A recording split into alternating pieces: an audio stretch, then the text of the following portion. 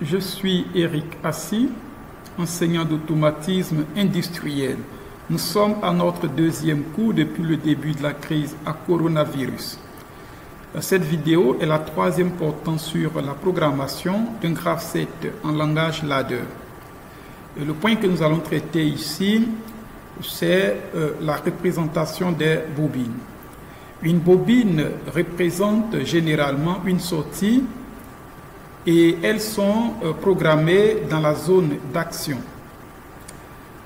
Alors, sur ce réseau, par exemple, nous avons une bobine directe et cette bobine directe prend le résultat du test effectué sur les entrées.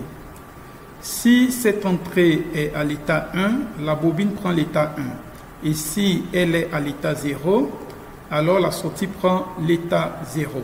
Ce qui correspond bien à cette équation.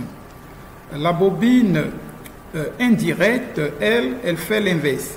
Si l'entrée est à l'état 1, eh bien, la bobine passe à l'état 0. Et si l'entrée est à l'état 0, la bobine passe à l'état 1. Ce qui correspond bien à cette équation. La troisième bobine ici permet de faire ce qu'on appelle une mémorisation. La bobine d'enclenchement permet de faire une mise à l'état 1. Alors, quel est l'effet sur ce réseau?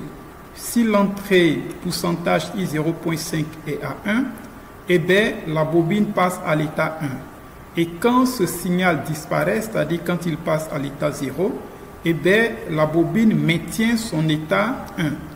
Donc, il y a eu une mémorisation. Alors, la bobine de déclenchement permet de faire une remise à 0. Alors, pour ce réseau, par exemple, si initialement la bobine pourcentage Q0.8 était à l'état 1, dès que le signal pourcentage I0.2 apparaît, eh bien, cette bobine est remise à l'état 0. Donc ici, on a le sit et ici, on a le reset. La bobine dièse permet de désactiver l'étape courante et d'activer l'étape suivante. Lorsque l'étape 2 est active, elle est l'étape courante, et que la réceptivité pourcentage I0.5 est vraie, alors la bobine dièse désactive l'étape 2 et active l'étape 3. Pour la fin du programme, l'automate rencontre cette ligne, c'est-à-dire le réseau de fin end.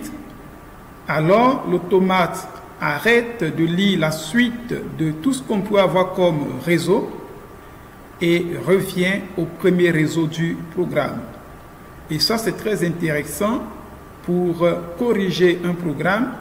Chaque fois que vous déplacez ce réseau, que vous le placez quelque part, eh bien, ce qui suit n'est plus lu par l'automate. L'automate commence par le premier réseau et termine par le réseau où c'est marqué end.